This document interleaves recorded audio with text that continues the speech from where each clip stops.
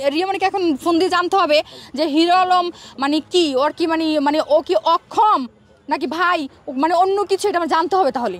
হ্যাঁ হ্যাঁ নিশি বলো। আচ্ছা, তোমার সাথে কি আপু আমার আগে কোনো পরিচয় ছিল? না, কখনোই না। আচ্ছা, তুমি কালকে ওই যে চরিত্র খারাপ হিরো আলমের পোস্ট দেখে তুমি আমাকে মেসেঞ্জারে নক দিছো না? হ্যাঁ হ্যাঁ হ্যাঁ, তোমার সাথে আগে পরে কোনোদিন তো আমার কোনো কথা হয় নাই। না, আমি তোমাকে চিনতামই না, জাস্ট তোমার ওই লিংকটা আমাকে পাঠাইলো একজন। হ্যাঁ, তুমি যে পোস্ট করেছো ওটার লিংক আমাকে পাঠাইলো, দেন আমি শেয়ার দিয়েছি তোমার পোস্টটা।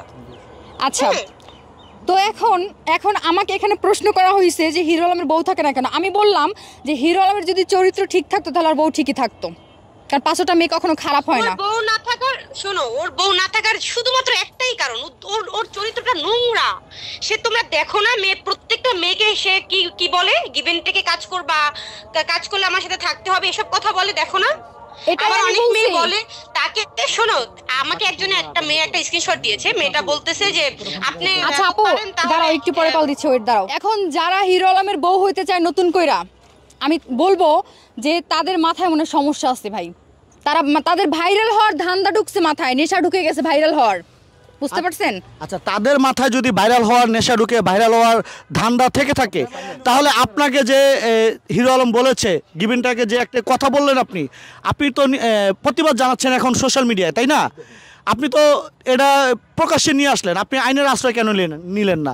আপনি প্রকাশ্যে কেন আনলেন? আমি আইনের আশ্রয় এই জন্য নেইনি, কারণ হিরো আলম যেহেতু আমার সাথে কাজ করছে, তাকে আমি একটা সুযোগ দিছি। কিন্তু সে নত না হয়ে কি করছে, আমার বড় বড় ভাই ব্রাদার যে আমার ডিরেক্টর আছে তাদের কাছে কি করছে, ফোন দিয়ে থ্রেট করছে। আর সে যদি এই পোস্ট ডিলিট না করে তাহলে আমি তার খোলামেলা ভিডিও পোস্ট করব, পাবলিক করব। করলো না কেন?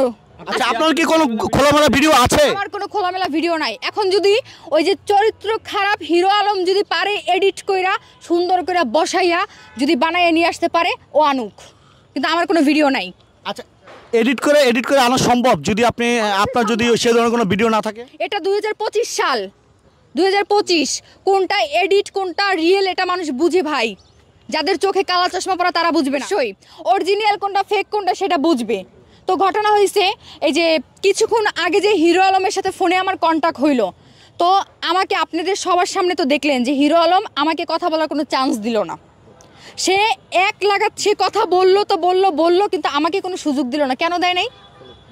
হিরো আলম কেন আমাকে কথা বলার সুযোগটা দিল না? কারণ সে অপরাধ করছে, সে অপরাধী। আমি চাই হিরো আলম আমার সামনে এভাবে দাঁড়ায়া সে মানে মিডিয়ার সামনে মুখ খুলুক। আচ্ছা, আমি তো হিরো আলমের বউ না, আর আমি তো হিরো আলমের সাথে বেড শেয়ার করি নাই বা গিভেন টেকে যাই নাই। এখন মানুষের মানে বউ থাকে না, অনেক কারণ থাকে ভাই।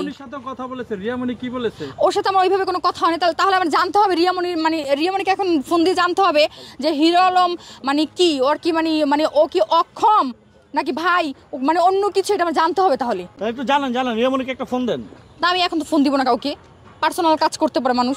তো ঘটনা হয়েছে, আমি বলি মানে বউ, শোনেন, টাকা পয়সা শারীরিক চাহিদা এগুলো কোনো কিছু না ভাই, মেন না।